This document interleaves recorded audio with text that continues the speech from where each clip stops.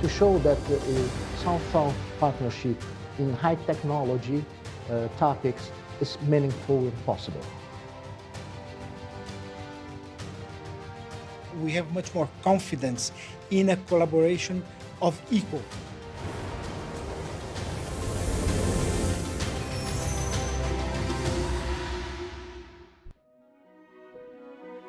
For nearly 4 decades, Brazil and China have been working side by side, exchanging knowledge on space research, sharing scientific data, and building satellites. We had already built 6 satellites. We are working the 7th one, and there is another one that is ongoing planning.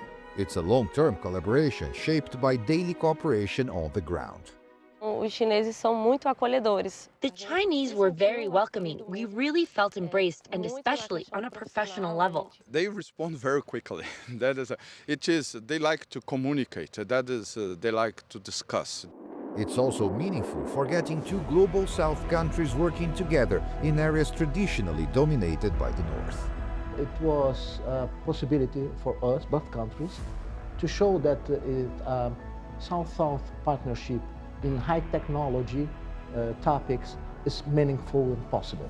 We have much more confidence in a collaboration of equal. The SIBR satellites are the most advanced and visible aspect of the 37-year-old China-Brazil partnership in space. SIBR stands for Chinese-Brazilian Earth Resources Satellite.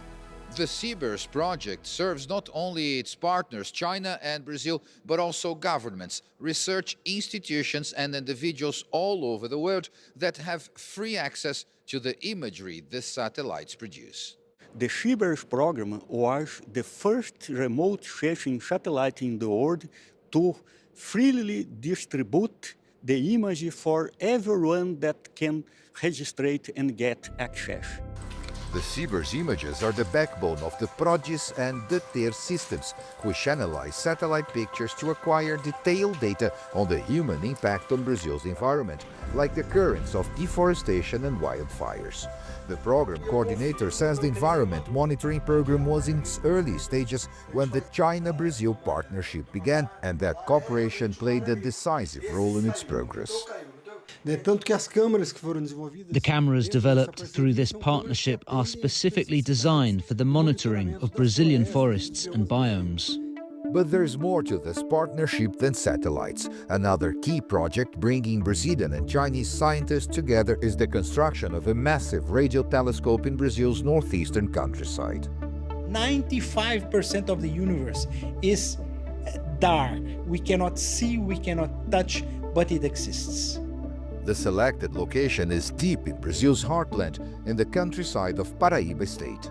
This spot was chosen for a radio telescope for some key reasons. The hills and valleys help shield the equipment, and the isolated location keeps it from electromagnetic interference that could affect its operation, like cell phone and radio signals.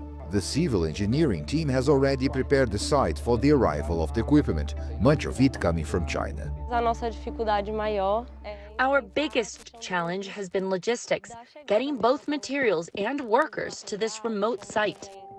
The command house and the dedicated solar plant that will power the operations are already in place. The telescope is also ready, but still has a long way to travel. Actually, it is already built. It's everything. It's already manufactured. It is there in China, and they're starting to transport it to Brazil, and it will be assembled here in this year.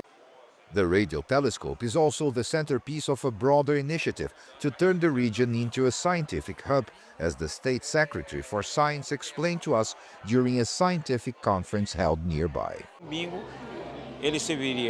Bingo is not only for high-level research, but also to foster regional development based on science, technology and innovation. And as the radio telescope helps us look deeper into the universe, the partnership also continues to focus on something closer to home, using space to better understand and protect our own planet. We have now, with China, our main partnership is in space, is the building of satellites, always trying to use the monitoring of Earth in our benefit. There are vast expanses of space to be explored, and space research also helps us better understand and protect the planet we call home. China and Brazil are good examples of how far international cooperation can take humankind's knowledge and technology.